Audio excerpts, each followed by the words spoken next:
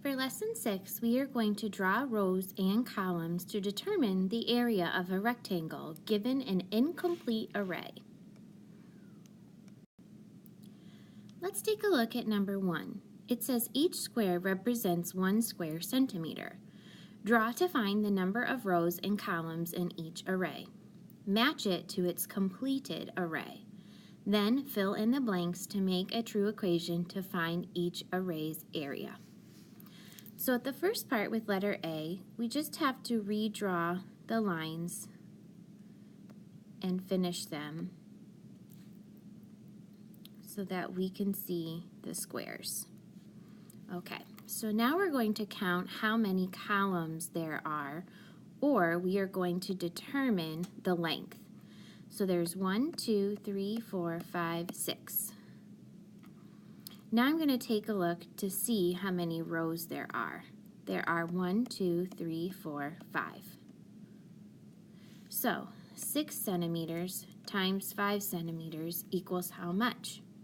If you're not sure, write your 5s down 6 times. 5, 10, 15, 20, 25, 30. So my answer is 30 square centimeters. So letter A will match this one. Now I am going to take a look at letter B and finish off the lines. Now I'm going to count how many columns there are. 1, 2, 3, 4, 5, 6, 7. This is also my length. Now I am going to count how many rows there are. 1, 2, 3.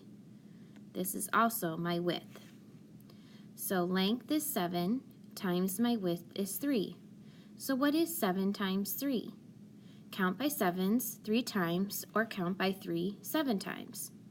So 7, 14, 21.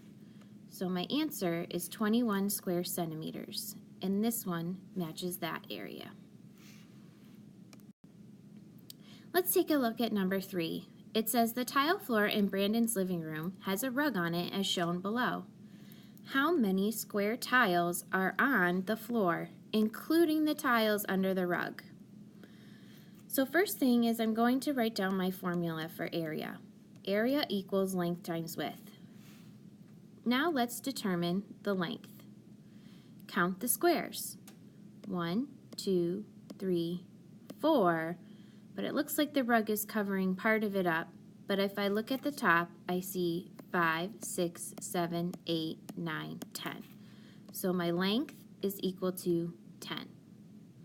Now I'm going to take a look at my width. 1, 2, 3, 4, 5, 6, 7, 8, 9. 9 is my width. So now I need to solve for area. Area equals length, which is 10, times the width, which is 9. So what is 10 times 9? Pause the video while you work to figure out the area. Don't forget to put your label. Replay when you are ready to check your work or if you get stuck. So area is equal to 10 times 9, which is 90 square. And if I look back, it says that they're using square tiles. So I'm going to write square tiles. So I'm going to write this as a sentence.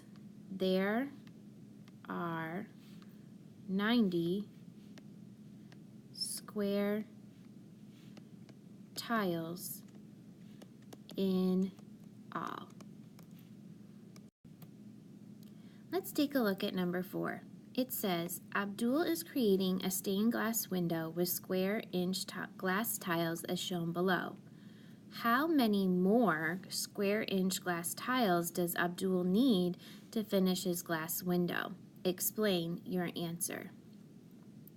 So what I'm going to do is I see that they drew me a picture.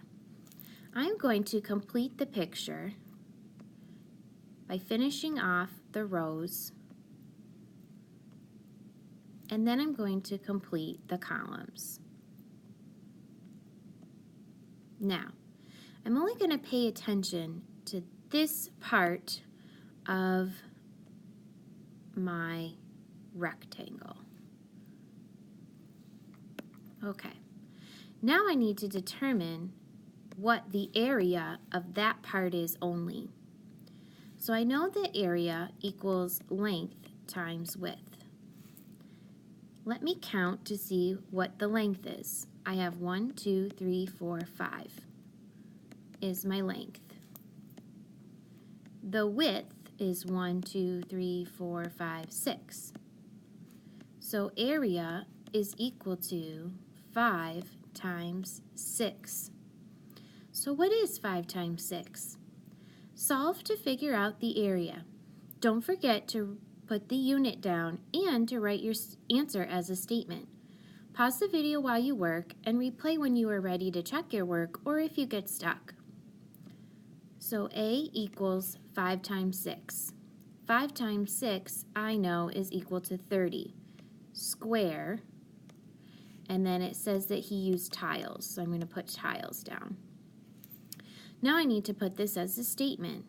So how many more square inch glass tiles does he need? I'm going to write he needs 30 square inch tiles. Your assignment is to work on the problem set. Number 1, letters C, D, E, and F. Also complete number 2. When you are finished, check your work with the answer keys at the front of the room. Your problem set can go in your take-home folder. Next, grab an exit ticket. Make sure you put your name on it. Don't forget to complete the back side, which has the mixed review. If you finish, put it in the turn-in tray. If you don't finish, it is homework for tonight. I'll see you next time.